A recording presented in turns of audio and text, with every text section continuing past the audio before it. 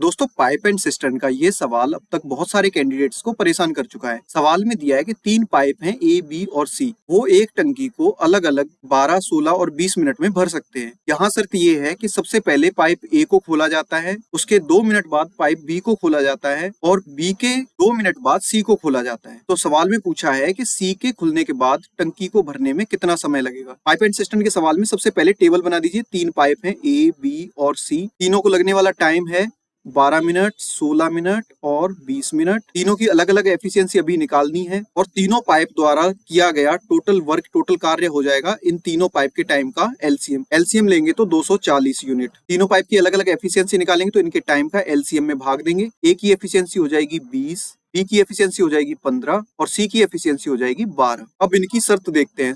इनकी पहली शर्त ये है कि पहले 2 मिनट तक सिर्फ पाइप ए को खोला जाता है। 1 मिनट में पाइप ए काम कर रहा है 20 यूनिट, तो 2 मिनट में करेगा 20 दूनी 40 यूनिट। अब काम कितना बचा? 240 यूनिट टोटल है, 40 यूनिट खत्म हो गई तो लेफ्ट ओवर यूनिट बची 200। अब सेकंड शर्त ये है कि पाइप बी को भी 2 मिनट के लिए खोला जाता है। पाइप ए तो पहले से ही खुला हुआ है। पाइप बी 1 मिनट में काम कर रहा है 15 यूनिट, तो 2 मिनट में काम करेगा 2 इंटू 15, टोटल हो जाएंगे 20 दूनी 40 और 30 70 यूनिट। लेफ्ट ओवर यूनिट कितने बचे? 200 में से 70 घटेंगे तो 130 यूनिट। अब तीनों पाइपों को एक साथ खोल दिया जाता है। थर्ड शर्त यही थी। तो 1 मिनट में तीनों पाइप मिलके कितना काम करेंगे? इनकी एफिशिएंसी को जोड़िए, 20 और 15 35 और 12 47 यूनिट। 1 मिनट में काम कर रहे हैं तीनों पाइप मिलके 47 यूनिट। टोटल काम करना है बचा हुआ 130 यूनिट। तो टाइम कितना लगेगा? 130 बटे 47 मिनट। और आगे सॉल्व करेंगे तो 2 सही 36 बटे 47 मिनट। यही सवाल भी पूछा था कि सी के खुलने के बाद यानी कि तीनों पाइप जब एक साथ खुल जाएंगे तो कितना समय लगेगा। ये आंसर आ गया। अगर सवाल में आपसे पूछा जाता कि टोटल समय कितना लगेगा तो टोटल समय लगता,